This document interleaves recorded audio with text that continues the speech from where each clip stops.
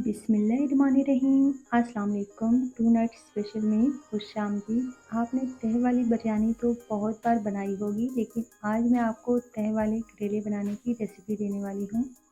बहुत ही सिंपल आसान रेसिपी है। ना तो हम इसमें ढेर सारे प्याज डालेंगे, ना ही करेलों को नमक लगा के धोएंगे।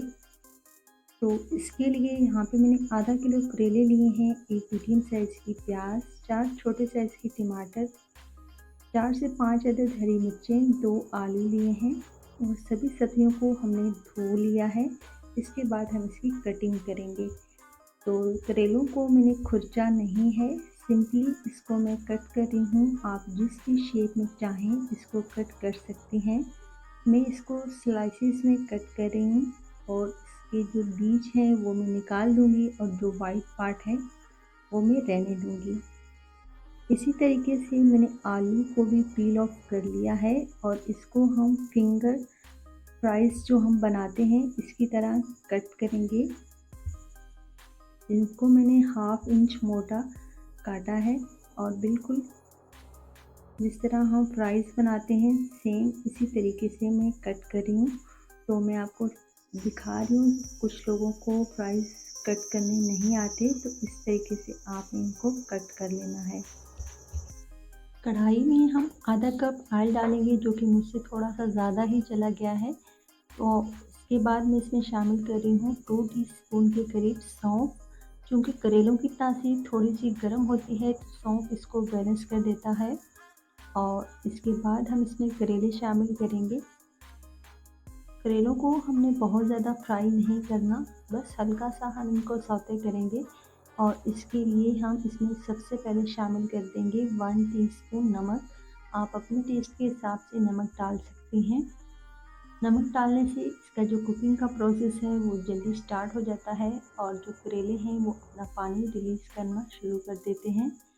कुछ ही देर में आप देखिएगा करेलों का कलर हल्का सा पीला हो गया है। तो अब हम इसकी तह लगाएंगे। सबसे पहले हम इसमें प्याज डालेंगे, इसके बाद हम इसके ऊपर लगाएंगे आलू की तह, जिनको हमने फ्राइज़ की शक्ल में काटा हुआ है। और फ्लेम यहाँ पे बिल्कुल मैंने लो कर दी है। इसके बाद हम टमाटर की तह लगा देंगे, इनको भी मैंने सर्कल में कट किया है। और इसके लास्ट में हम डालेंगे हरी मिर्चें। लास्ट में हम इसके ऊपर स्पाइसेस की तह लगाएंगे जो हम रेगुलर यूज़ करते हैं। 1 टीस्पून कुटी हुई लाल मिर्च ली है, हाफ टी स्पून हल्दी, 2 टीस्पून साबुत धनिया, हाफ टी स्पून पिसा हुआ गरम मसाला और हाफ टी स्पून इसमें डाली है कसूरी मेथी। सभी स्पाइसेस को हम अच्छे से मिक्स करने के बाद इसके ऊपर स्प्रिंकल कर देंगे और इसे हम कवर करके पकाएंगे लो टू मीडियम फ्लेम पे तकरीबन 10 मिनट के लिए। 10 मिनट के बाद आप देखिएगा कि सब्ज़ी ने हमारा पानी छोड़ दिया है, क्योंकि हमने इसको बिल्कुल लो टू मीडियम फ्लेम पे रखा था। एक बार इसे अच्छे से मिक्स करेंगे और दोबारा से हम कवर करके पकने के लिए छोड़ देंगे 15 मिनट के लिए। 15 मिनट के बाद ही आप देखिएगा कि हमारी करेले की सब्ज़ी बिल्कुल तैयार है और इसको हमें सिर्फ कुक करना है जब तक इसका ऑयल रिलीज़ नहीं हो जाता। तो सब्ज़ी ने यहाँ पे ऑयल छोड़ दिया है, इसमें पानी वगैरह बिल्कुल भी नहीं होना चाहिए। और अभी मैं आपको डिश आउट करके दिखाती हूँ। इतने मज़े के और इतनी आसान रेसिपी आज से पहले आपने कभी नहीं देखी होगी।